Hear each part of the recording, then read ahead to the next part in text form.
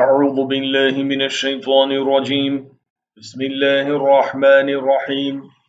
يا أيها الذين آمنوا لا يحل لكم أن ترثوا النساء كرها ولا تعضلوهن لتذهبوا ببعض ما آتيتموهن إلا أن يأتين بفاحشة مبينة وعاشروهن بالمعروف فإن كرهتموهن فعسى أن تكرهوا شيئا ويجعل الله فيه خيرا كثيرا۔ اے لوگو جو ایمان لائے ہو، تمہارے لیے حلال نہیں ہے کہ زبردستی عورتوں کے وارث بن بیٹھو، اور نہ یہ حلال ہے کہ انہیں تنگ کر کے اس مہر کا کچھ حصہ اڑا لینے کی کوشش کرو جو تم انہیں دے چکے ہو۔